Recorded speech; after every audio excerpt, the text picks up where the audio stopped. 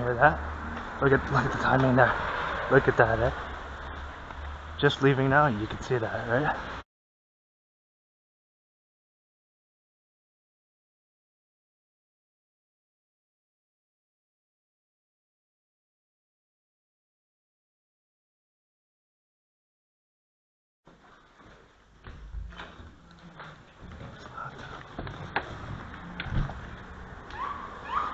You hear that?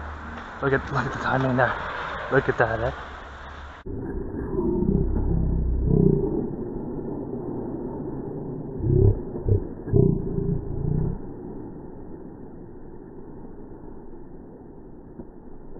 Just leaving now, you can see that, right? And again, it briefly put on the siren there. See how obvious that was the moment I stepped out the door there. They had that lined up. Again, our wonderful paramedics doing what they do. What a joke, huh?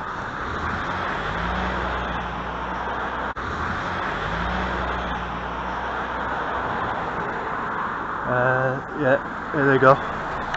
You can see they just put the siren on for like a matter of like a second or two as I came out there, as I exited the door.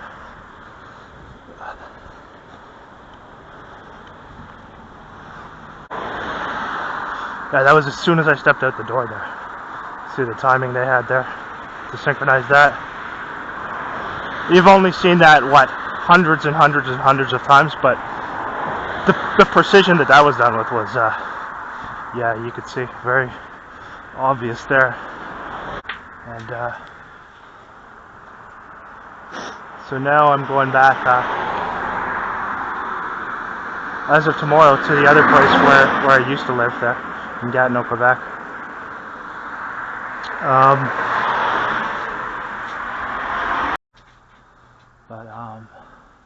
Yeah, as I exited this time, that guy wasn't outside. He didn't come outside. They did send him the last night there, last couple nights actually, but not tonight. And I looked at the footage from yesterday. Unfortunately, it was too dark when I stepped out. I didn't capture. I don't think the footage really captured him. It seemed to be too dark. So, I mean, well, these glasses are not too bad at night. There was very little light there at all, so couldn't see. But he was sitting out there right as I exited last night. That's the guy who you saw in the picture, who I put in the thumbnail for the video, the most recent video there. So he had been doing these. Well, he'd been doing those things since I got there 2 weeks ago. So yeah, it was just 2 weeks there. I mean, 2 weeks is enough there. The place itself was pretty decent inside. Like, it wasn't bad, but it's just you're gonna deal with the same stuff. You might as well do it for half the price. So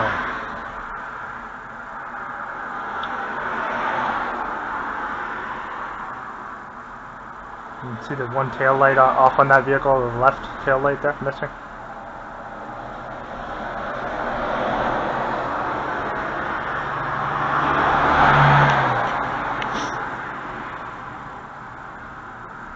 Yeah, you can see how mature and professional our paramedics are, though, right? Oh man, like doing something like that is something that even like, it would be beneath like a 10-year-old child to do that. Someone with the mentality of a 10-year-old child. Just really, really ridiculous, but it's funny, man. That was funny. Sometimes it is kind of amusing to see these things and how absurd they are. And what was that supposed to do anyway, like, realistically? I mean, I already know that they're, that they do all these things. It's just laughable. And you wonder why, when people are going into the hospital, why they're having to wait so long, and why they aren't getting served and having to literally sit there for hours and hours and hours to get served for serious, medical issues. That's why right there. Things like that. That's what they're doing, and that's the truth. I'm not exaggerating. That's what part of the reason why there. while they could be assisting and doing legitimate things, that's what they're doing. So let's see it right there.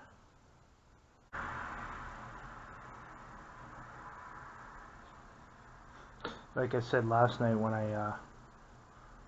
right when I woke up and switched on the light, they had that guy upstairs. The guy who I showed, who I put in the thumbnail, who came out and scowled at me, came out through the door the moment I arrived yesterday. They had him literally as soon as I switched on the light, as soon as I woke up and switched on the light, they had him tap on the ceiling, and then he immediately goes outside and sits glaring from across from the door when I came out. Actually, sorry, he didn't really look up last night. They told him to try and make it look a little bit more, don't scowl at me like he did the previous time, because that was just they were trying to get me to say something to him so they could create some conflict, and then he could then lie and twist it and turn it around and say something to the landlord that because I had already complained about him. Yeah, that's always what they want to do. They always want to invert the situation and make it seem as if the person who they are doing these things to is causing the problem.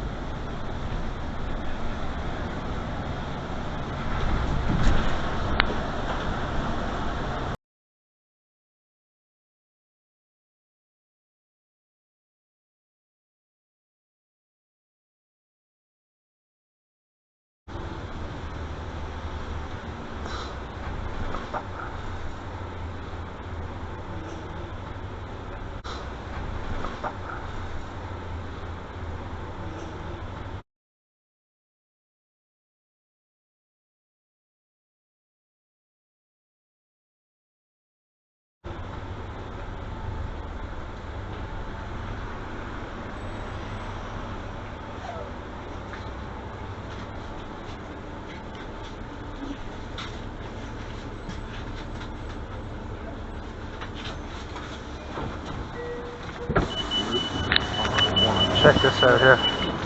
Just arrived at the station. Look at this here. We got a special constable car up ahead there.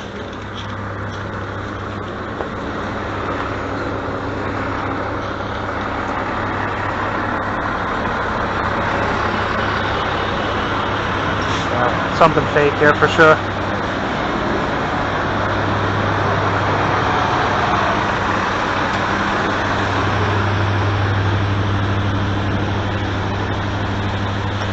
You got your special constable working hard there.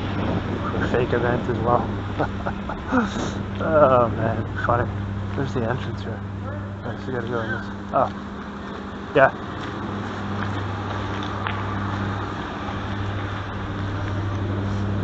Ridiculous.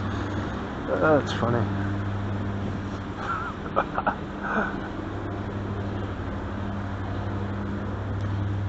That's what the resources are going toward right there. How many times have you seen that already, right?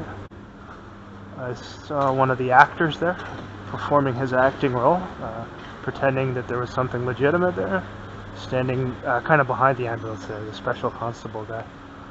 And then close to the ambulance there for no reason whatsoever other than my arriving there. You can see the special constable car just to the left there. I don't see anything. They don't actually have a setup with someone being taken off in there.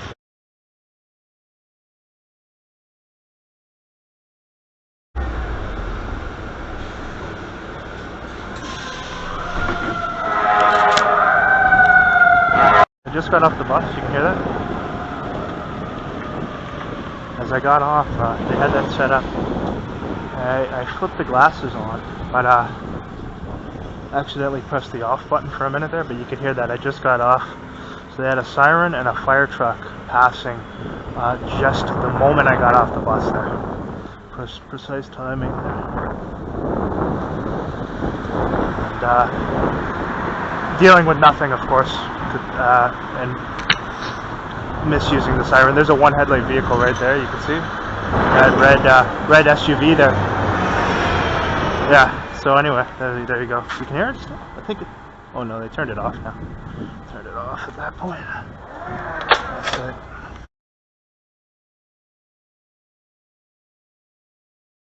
You see here, just had a special constable drive by here at the bus station here. There's no one here. This is a holiday. This is Good Friday. I've just gotten off work. And you see him driving by for no reason whatsoever. Well, there is a reason, because I just got here. So that's special constable there. And you can see how empty this place is. No one here at all. He just had to come by and do a little check of the area, though, because that's what those people do. So again, they had the other night there a fake event set up with an ambulance and a special constable as soon as I arrived here. And then you see one. He just drove by, circled around me, and then came up over here on that side. But again, no one's even here. Well, there's 2 people down there, and it's just before 7 a.m. right now.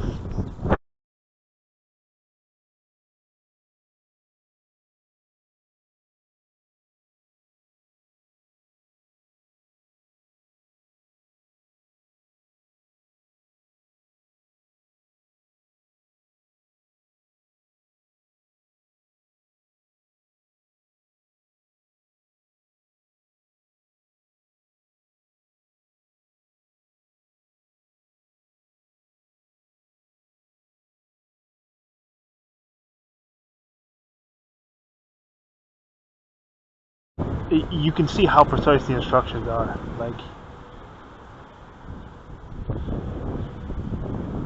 yeah, so as I was to reiterate, just this morning, Good Friday, very quiet, hardly anyone around here, and the police showing up there.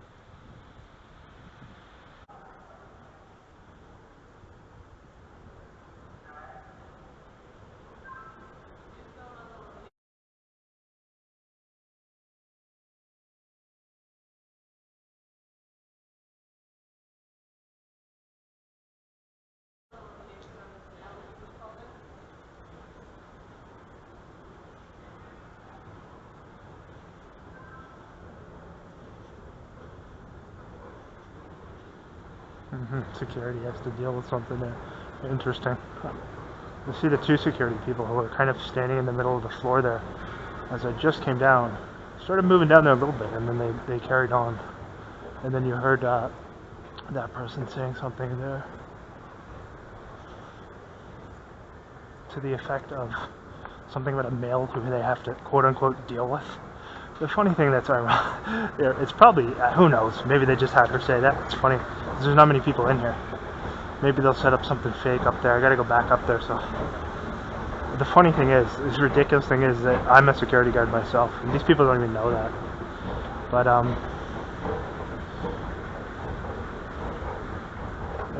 they do use them to do things like that, so I don't know, who knows, maybe that was random, but,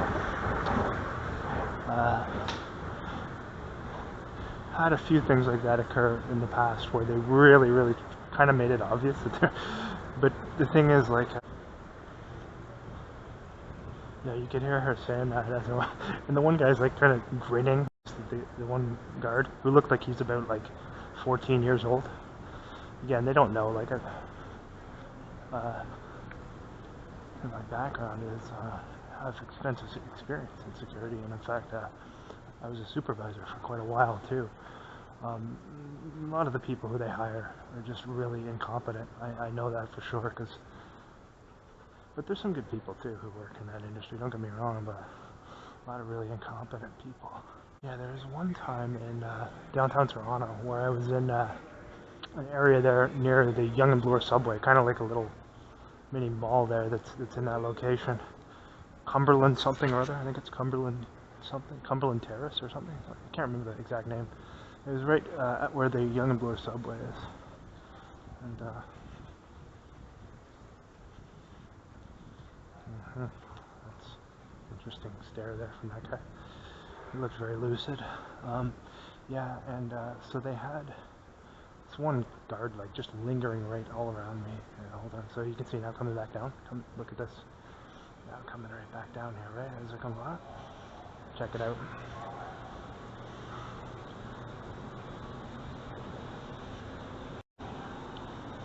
So initially when I came by, you could see them standing in the middle.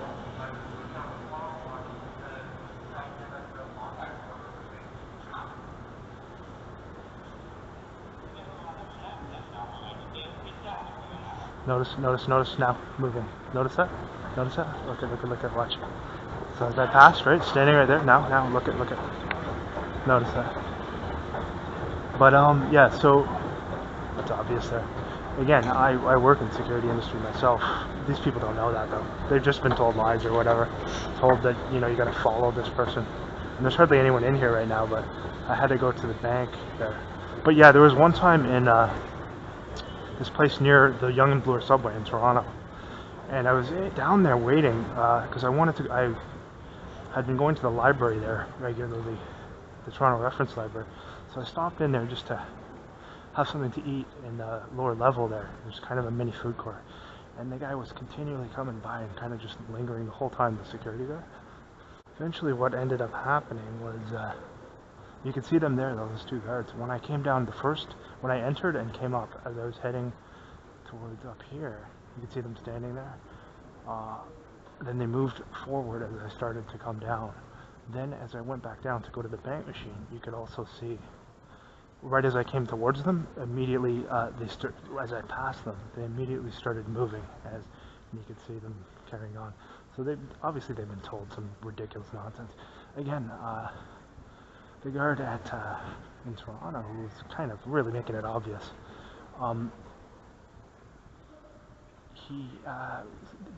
him and this lady,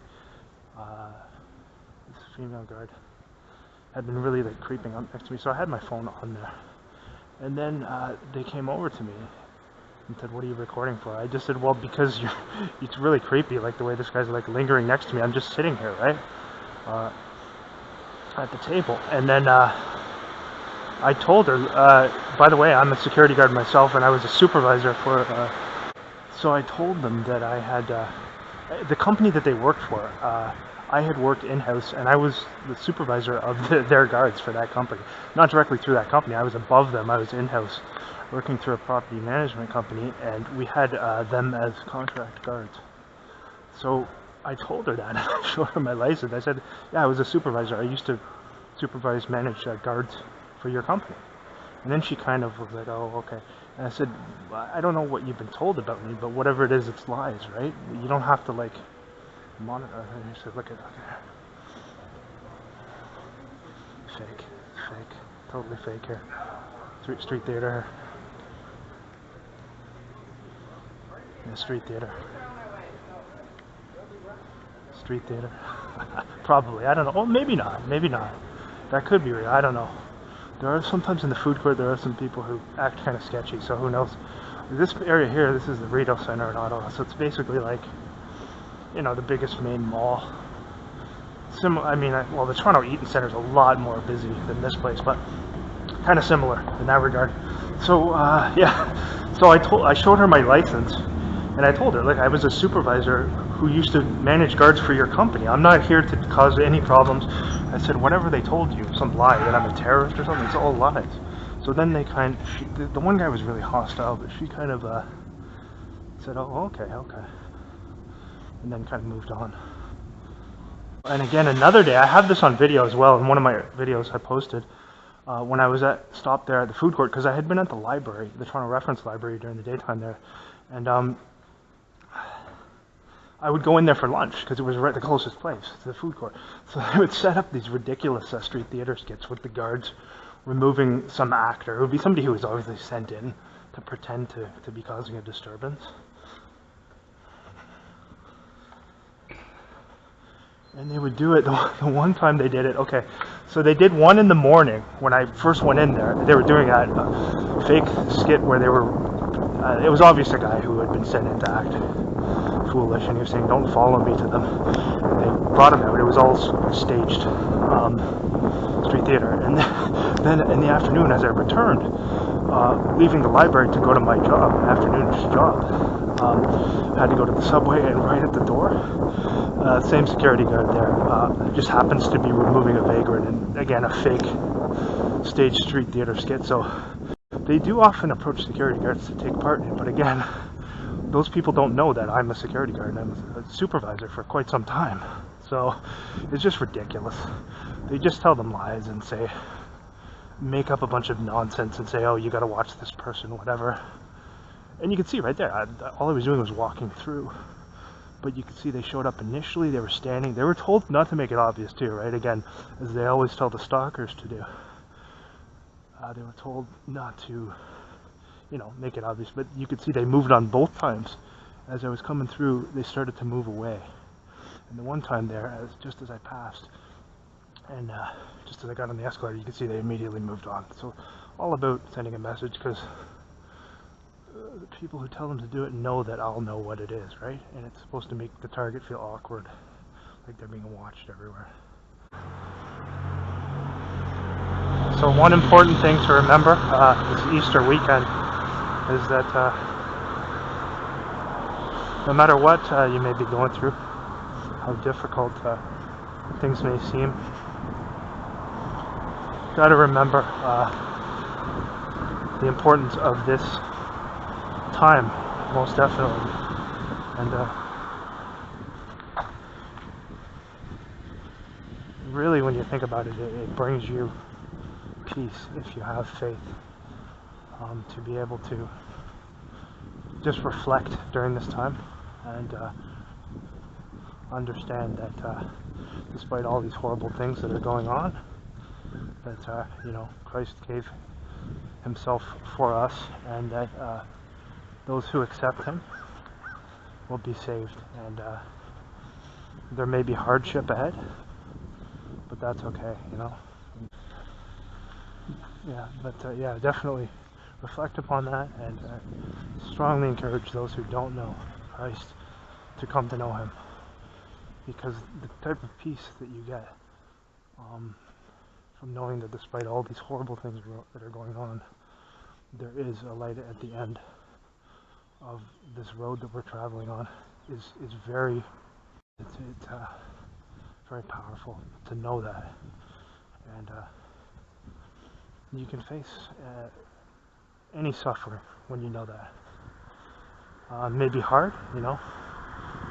They can destroy the body, but they cannot destroy what you have awaiting you if you have accepted Christ as your Savior. And that's all there is to it.